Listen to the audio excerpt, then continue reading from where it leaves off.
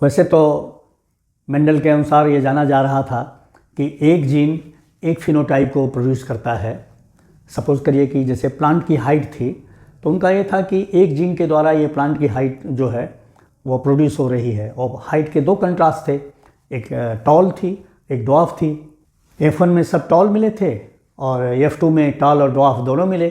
तो ये रहा कि अब उनके कंटेम्पोररी जो वर्कर्स थे, उनके समय के जो और वर्कर्स थे, ये उन्हें दूसरे भी प्लांट्स मिले उन दोनों के बीच के, तो उसको उन्होंने इग्नोर कर दिया, उसको उन्होंने कंसिडरेशन में नहीं लिया।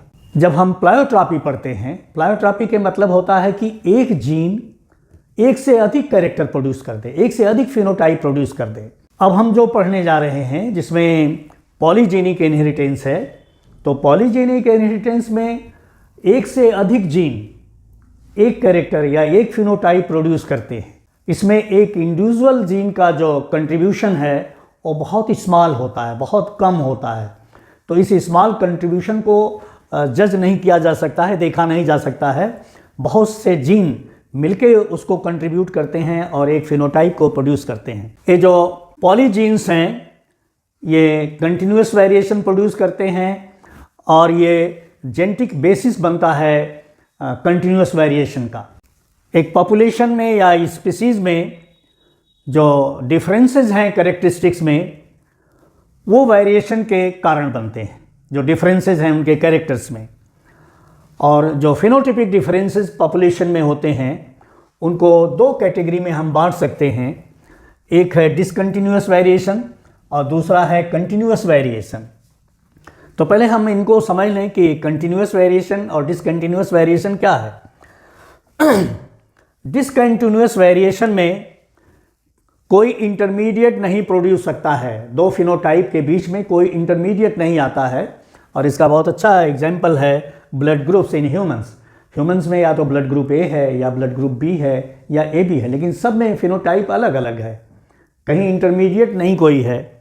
उसी तरह से ड्रोसोफिला में विंग की जो लेंस हैं वो या तो बड़ी है या छोटी है, लेकिन बीच की इंटरमीडिएट नहीं है। कंटिन्यूअस वेरिएशन में क्या होता है, कंटिन्यूअस वेरिएशन में डिस्क्रीट वैल्यू नहीं होती है, इसमें कंप्लीट ग्रेडेशन होता है, ये ग्रेजुअली बढ़ता जाता है, या इसमें एंड टू एंड ये है ग्रेडेशन चलता रहता है। जैसे हाइट को लीजिए, आप बहुत सारे इंडिविजुअल्स को देखते हैं और देखिए तो हाइट का कोई ऐसा पैरामीटर नहीं कि 6 फीट का ही आदमी, 6 फीट का ही एक आदमी को होना चाहिए, नहीं, 5'8" का भी है, 5'5" का भी है, 5 वाले को भी है।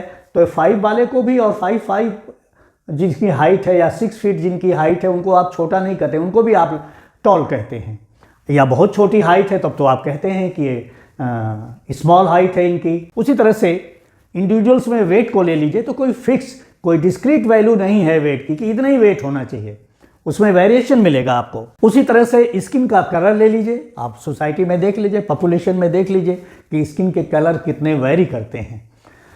तो ये जो कंटिन्यूअस वेरिएशन है इसमें डिस्क्रीट वैल्यू नहीं होती है, और जबकि डिसकंटिन्यूअस वेरिएशन में जो पैरामीटर्स हैं उनकी डिस्क्रीट वैल्यू होती है। ये जो डिसकंटिन्यूअस वेरिएशंस प्रोड्यूस होते हैं वो एक या दो मेजर जीन्स के द्वारा प्रोड्यूस होते हैं, जबकि कंटिन्यूअस वेरिएशंस जो प्रोड्यूस होते हैं उसमें कंबाइंड इफेक्ट होता है मेनी जीन्स का, बहुत से जीन मिलके एक इफेक्ट प्रोड्यूस करते हैं। डिसकंटिन्यूअस वेरिएशन में फिनोटिपिक एक्सप्रेशन जो है अनअफेक्टेड रहता है एनवायरनमेंट से, एनवायरनमेंट इसको प्रभावित नहीं करता है, जबकि कंटिन्यूअस वेरिएशन में एनवायरनमेंट जो है इसको प्रभावित करता है। तो हम आपको एक एग्जांपल बताते हैं।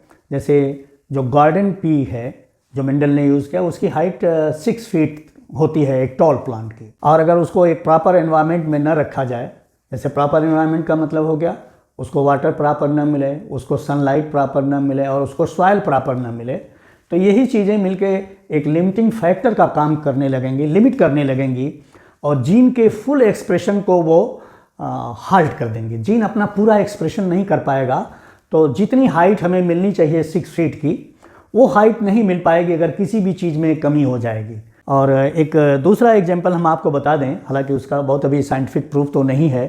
जैसे ह्यूमन की पर्सनालिटी है, उसका इंटेलिजेंस है, उसका टेम्परामेंट है, ये उसके इन्वायरमेंट से प्रभावित होता है। डिसकंटिन्यूअस वेरिएशन को क्वालिटेटिव इनहेरिटेंस कहते हैं और कंटिन्यूअस वेरिएशंस को क्वांटिटेटिव इनहेरिटेंस कहते हैं।